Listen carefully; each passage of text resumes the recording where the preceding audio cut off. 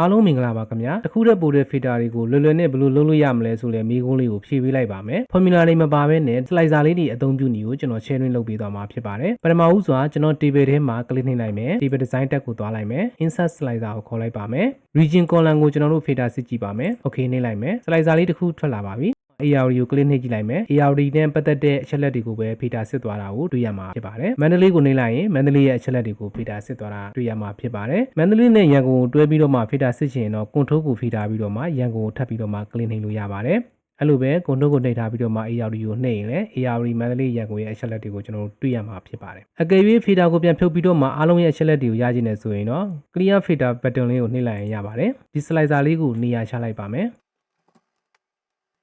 ကျွန်တော် right click နှိပ်ပြီးတော့မှ size and property ထဲမှာ position က4ယောက်ကိုဝင်လိုက်ပါတယ် number column ကို2ခုထားလိုက်ပါမယ်ဒီ slicer ရဲ့ space လေးကိုပိုရအောင်လို့ slicer header လေးကိုဖြုတ်လိုက်ပါမယ် slicer setting ထဲကိုသွားလိုက်ပါမယ် display header ကို click နှိပ်ပြီးတော့မှဖြုတ်လိုက်ပါမယ်ဒါဆိုရင်တော့ကျွန်တော်တို့ရဲ့ slicer box လေးက space ကပိုပြီးတော့မှကြည်ကြည်ရရှိသွားပြီဖြစ်ပါတယ် filter စစ်ထားပြီးပါလို့ရှိရင်ပြန်ဖြုတ်ဖို့အတွက် icon လေးကမရှိတော့ဘူးဖြစ်တယ်အဲ့ဒီခါကျတော့ကျွန်တော်တို့ ARD ကို filter စစ်ထားတယ်ဆိုရင် ARD ကိုပြန်ဖြုတ်ချင် control ကိုနှိပ်ပြီးတော့မှပြန်ဖြုတ်လို့ရပါတယ် ARD အပေါင်းရန်ကုန် filter ထပ်စစ်မယ်ဆိုရင် control ကိုနှိပ်ထားပြီးရန်ကုန်နှိပ်လို့ရတယ်နောက်ထပ်ပဲခူးကိုရွေးမယ်ဆိုရင် control ကိုနှိပ်ထားပြီးပဲခူးကိုရွေးလို့ရတယ်ဒီထဲမှာ ARD ကိုပြန်ဖြုတ်ချင်လဲ control ကိုနှိပ်ထားပြီးတော့မှ ARD ကိုနှိပ်လိုက်တယ်ဆိုရင်သူကပြုတ်သွားမှာဖြစ်ပါတယ်ဒါဆိုရင်တော့ control key လေးကိုကင်ပြီးတော့မှကျွန်တော်တို့လိုသလိုရှိပြီးသားကိုဖြုတ်တာ select မလုပ်ရသေးတာကို select လုပ်တာနီလန်းမျိုးစုံနဲ့ရွေးချယ်လို့ရမှာဖြစ်ပါတယ်တခုတည်းပို့တဲ့ filter တွေကိုလွယ်လွယ်စစ်ချင်တယ်ဆိုတော့ကျွန်တော်နောက်ထပ် slicer တစ်ခုကိုခေါ်ထည့်ပါမယ် table ထဲမှာ click နှိပ်လိုက်ပါမယ် table design ကိုသွားလိုက်မယ် insert slicer ကို click နှိပ်လိုက်မယ်ဒီတစ်ခါမှာတော့ကျွန်တော်တို့ group တွေကို filter ထပ်စစ်ပြပါမယ်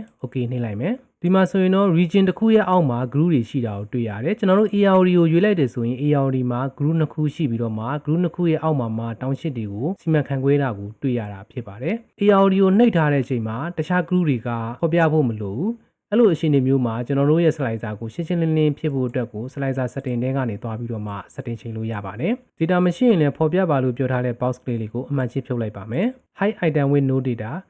မရှိရင် hide ထားပါဆိုလဲ box ကလေးကိုအမှန်ချစ်လိုက်ပါမယ် okay ကိုနှိပ်လိုက်ပါမယ်ကျွန်တော်တို့ ARD ကိုရွေးထားတဲ့အချိန်မှာဒုတိယ slicer မှာ ARD နဲ့ပတ်သက်တဲ့ group တွေကိုပဲဖော်ပြထားတာတွေ့ရမှာဖြစ်ပါတယ်ရန်ကုန် click လိုက်တဲ့အချိန်မှာလည်းရန်ကုန်နဲ့ပတ်သက်တဲ့ group တွေကိုပဲဖော်ပြတာတွေ့ရမှာဖြစ်ပါတယ် okay ဒါဆိုလို့ရှိရင်ကျွန်တော်တို့ဒုတိယ slicer လေးကိုနေရာပြန်ချလိုက်ပါမယ်ဒုတိယ slicer လေးကိုလည်း slicer setting ထဲကနေ display header ကိုဖြုတ်လိုက်မယ် okay နှိပ်လိုက်မယ်သူ့ရဲ့ column ကိုလည်း size and property ထဲသွားပြီးတော့မှ number of column ကိုကျွန်တော်တို့2ခုလောက်ထားလိုက်ပါမယ် slicer format ကိုဖြုတ်လိုက်မယ်